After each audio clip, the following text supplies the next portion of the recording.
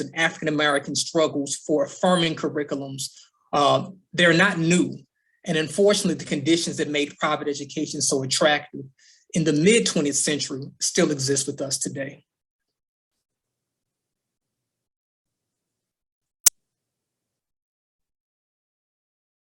So there are some leading questions that I would like to engage and think through during this presentation, and they are as follows.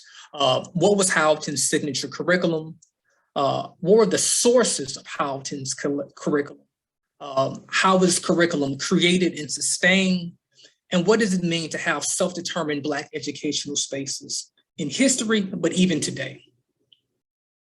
And the way that I want to go about thinking through those questions is through the example of Doris Allen Anderson. Doris Allen Anderson was a co-founder and the leading director, and really the head of Houghton for the vast majority of its history, as you all have read. Anderson was a native of Dallas, Texas.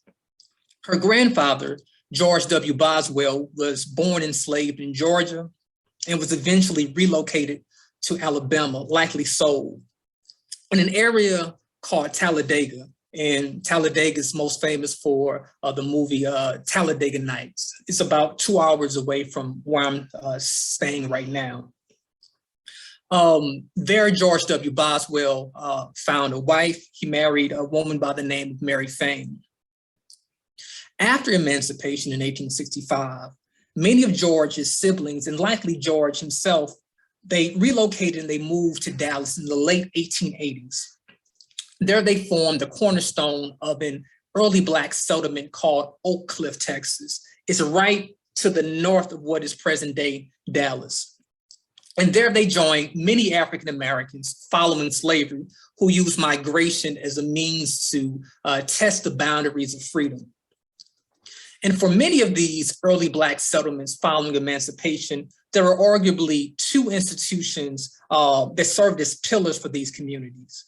One was the church. And as far as the church goes, Doris's great uncle, or the brother of her grandfather, a man by the name of Anthony Boswell, he built the first African-American church in Oak Cliff called Elizabeth C.M.E. Church, which was named after his wife. There was also a school built there.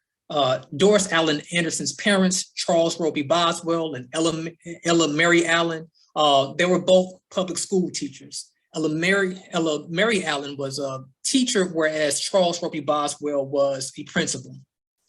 The reasons for building a school in this early Black settlement was obvious. There needed to be some kind of facility to educate the children of this rapidly growing community. But just like Doris Allen Anderson, as we will see later, I imagine that the school also provided a context, not only for the safe education for Black youth, but also for individuals like Charles and Ella, where they had a place that was a little bit more secure to practice their craft. Charles and Ella, they were married, but they met at Talladega College. Talladega, like Tuskegee, where I teach it now, is an HBCU. You can see that they graduated in 1887 by this catalog to the left. And you can also see by this time around 1900, they had already moved to Oak Cliff, Texas. Now, what is interesting though, is that they graduated in 1887, and from what census records show, almost a year after they graduated, they quickly relocated to Texas.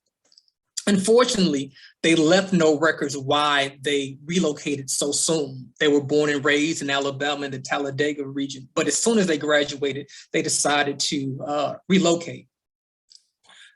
We probably have a better indication of why they decided to move to Texas and migrate there. If you think about the history of Talladega, Talladega was founded in 1867 through the work of formerly enslaved Africans with the support of the American Missionary Association.